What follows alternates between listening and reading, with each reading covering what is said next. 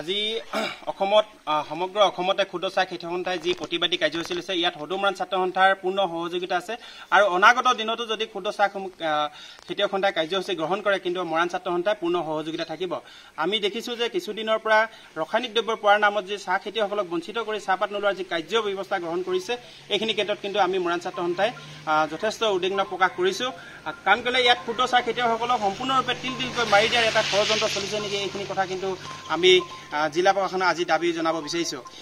দেখিছোঁ যে বিভিন্ন জিলাসমূহত চাহপাত সমান্তৰালভাৱে লৈ থকা হৈছে কিন্তু তিনিচুকীয়া ডিব্ৰুগড় একাংশ কৰি 2-3খন জিলাতেই কেৱল ক্ষুদ্ৰ চাহ খেতিয়কসকলৰ চাহপাতসমূহ লোৱাৰ ব্যৱস্থা গ্ৰহণ কৰা নাই। এইখিনি ক্ষেত্ৰত কিন্তু আমি ৰহস্য গোন্ধ পাইছোঁ।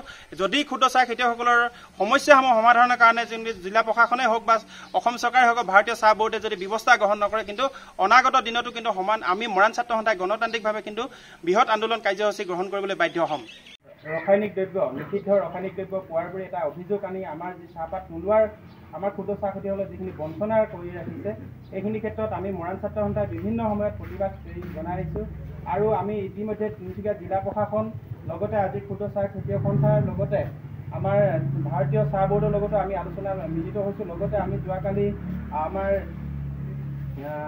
অসমৰ উদ্যোগ মন্ত্ৰীকো আমি এই বিষয়টো অৱগত কৰিছোঁ যাতে এই সমস্যাটো সমাধান কৰিব পৰা যায় আৰু যেতিয়ালৈকে এই সমস্যাসমূহ সমাধান কৰা নহ'ব তেতিয়ালৈকে কিন্তু আমি মৰাণ ছাত্ৰ সন্থাই কিন্তু প্ৰতিবাদী কাৰ্যসূচী লৈ থাকিম।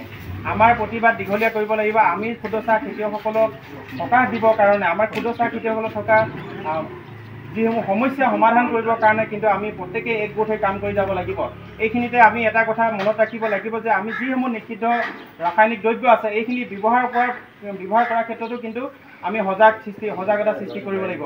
প্ৰত্যেকজন ক্ষুদ্ৰ চাহ খেতিয়কে যাতে এইখিনি কথা গম পায় আৰু প্ৰতিটো অঞ্চলত যাতে আমি সজাগতা সৃষ্টি কৰি আমাৰ চাহপাতসমূহ উন্নত মানদণ্ডৰ চাহপাত যিদৰে পূৰ্বতে কৰাইছে যে অসমৰ চাহৰ এটা সুকীয়া পৰিচয় আছে যি পৰিচয় যাতে অটুট ৰাখিব পৰা যায় এইখিনি ক্ষেত্ৰত কিন্তু আমি প্ৰত্যেকেই মই এজন ক্ষুদ্ৰ চাহ খেতিয়কৰ সন্তান গতিকে আমি এই কথা প্ৰত্যেকটো মুহূৰ্তত উপলব্ধি কৰিব লাগিব যে আমাৰ চাহপাতসমূহ কেনেকৈ আচলতে বজাৰত উপলব্ধ হ'ব, আমাৰ চাহপাতসমূহে কেনেকৈ ৰাসায়নিক দ্ৰব্য নথকাকৈ আচলতে বজাৰত আমি প্ৰচলন কৰিব পৰা যায়, আমি ৰাইজলৈ মাজলৈ এৰি দিব পৰা যায় এইখিনি কথা আমি কিন্তু গুৰুত্ব প্ৰদান কৰিব লাগিব। ইয়াৰ সমান্তৰালভাৱে যিসমূহ বটলি ফেক্টৰীয়ে নিজৰ মতালিৰে মানে চাহপাত নোলোৱাৰ পৰা আদি কৰি বিভিন্ন সময়ত আমাৰ চাহপাতৰ উচিত মূল্য প্ৰদান কৰাৰ ক্ষেত্ৰত আমাক যিদৰে বঞ্চিত কৰি আহিছে এইখিনি ক্ষেত্ৰতো কিন্তু আমাৰ ক্ষুদ্ৰ চাহ খেতিয়কসকলে একগোট হৈ থাকিব লাগিব। আমি লগতে আমাৰ যি সংগঠন আছে আমাৰ জাতীয় জনগোষ্ঠীয় সংগঠন আমি সকলোৱে সহযোগিতা আগবঢ়াই থাকিম। কথা হ'ল কি বিভিন্ন সময়ত দেখোঁ বটলি ফেক্টৰীসমূহে একেখিনি পাতকে কিন্তু এটা বেটলি ফেক্টৰীত যদি ৰেটটো 30 টকা দিছে আনটো বেটলি ফেক্টৰীত কিন্তু 10 টকাহে ৰেট দিয়া যায়। এইখিনি ক্ষেত্ৰত কিন্তু আমি ক'বলগীয়া নিশ্চিতভাৱে আছে। আপোনালোকে এটা কথা সেইকাৰণে মই আপোনালোকক এটা অনুৰোধ জনাম যাতে এইসমূহ প্ৰতিবাদ কেৱল আমি আজি যে আমাৰ ৰাসায়নিক দ্ৰব্য পোৱাৰ কাৰণে আমাৰ পাত নোলোৱাৰ কাৰণে প্ৰতিবাদ কৰিছে এইখিনি কথা গুৰুত্ব দিলে নহ'ব।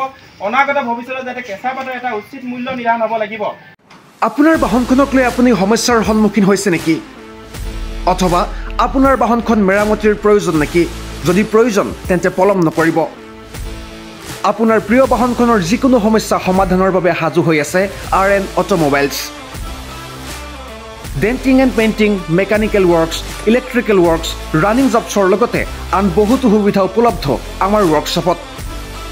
আমাৰ এক্সপাৰ্ট মেকানিকৰ দলে কম সময়ত আৰু অতি কম খৰচত আপোনাৰ বাহনখনক দিব অন্য এক মাত্ৰা। গতিকে পলম কিয়, আজিয়ে লৈ আহক আপোনাৰ বাহনখন। আমাৰ ঠিকনা RN অটোমোবাইলছ, VIP ৰোড, তিনিচুকীয়া। অধিক তথ্যৰ বাবে যোগাযোগ কৰক 9954526711।